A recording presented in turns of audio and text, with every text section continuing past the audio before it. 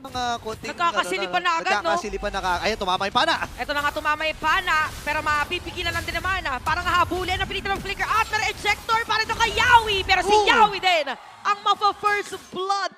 Nakumit din yung Revitalize dun, ha? Dediretso yata yung TNC dun sa orange. Grabe, ayaw nila pahingahin. Itong si James Bangs!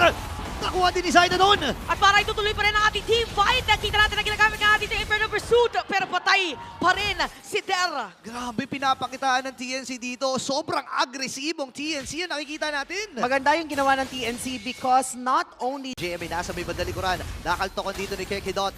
Si Yawi ay nakatapak ng trap pero igugo ata ng TNC. Parang aabutin pa rin kasi meron ng vision, pero mapapatay din si Kekidot. Ginamit na Electrifying Beats.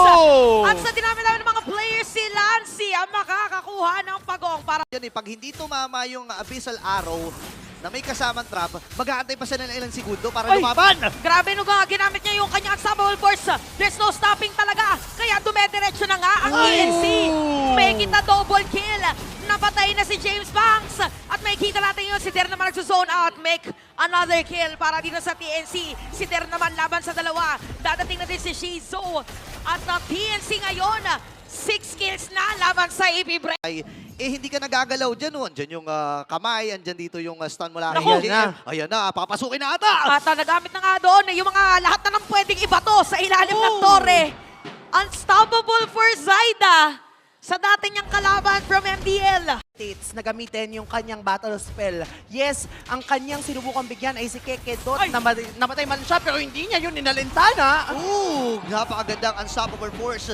And ejector mula kay Yawi na buhay pa. Pero dahil doon ay mabibigay ata nila yung pagong dito sa may bandang itaas. Pero si James ang pareho. Yung ailment na kayang idulot sa kanya. Kaya with that badang, nasuntok siya ng nasuntok. Tapos nag-cooldown na yung Electrifying Beast. Ito na lahat na ng mga skill na sa ni Yawi pero may bawi yata sila. Ginamit yung Glorious Pathway. Dadating na si Lancy. May mailalatag pa. Napakagandang Deadly Grass. At ginamit pa nga yung Fist Break. Flicker out ang dalawang players from AP Bren. Stun ni Zaida. Tapos ite-terrify ni Lancy. So walang galawan, definitely.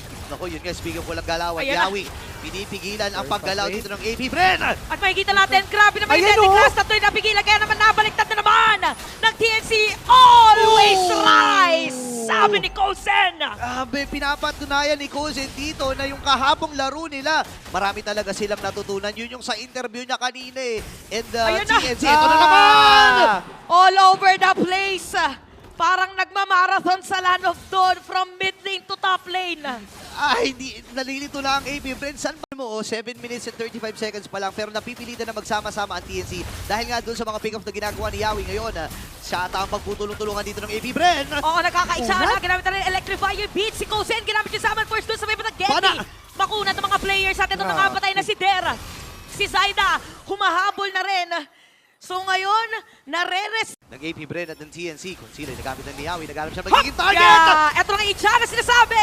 Si Der biglang nawala over there. And nag-attack para kay Zaida. Kalahati buhay ng Lord. Merong knock-up at pinipigilan nilang pumasok ngayon ng mga players na AP Bren. Merong reset na mangyayari. Job skirt. And even the players of AP Bren ay naka-ready na. Napatay si Yawi, pero sa may bandang likod, nakakuha naman ang Lord si Zaida. Itutuloy nila to nagamit yung Electrify Beast, pero si James Pang ay makakatakas din. Mabuti nilang inatamaan ng pala itong si Lord JM, Chomsker and the rest of AP Bren. Ay kailangan na talaga ng pero hinahabol pa ni Zaida!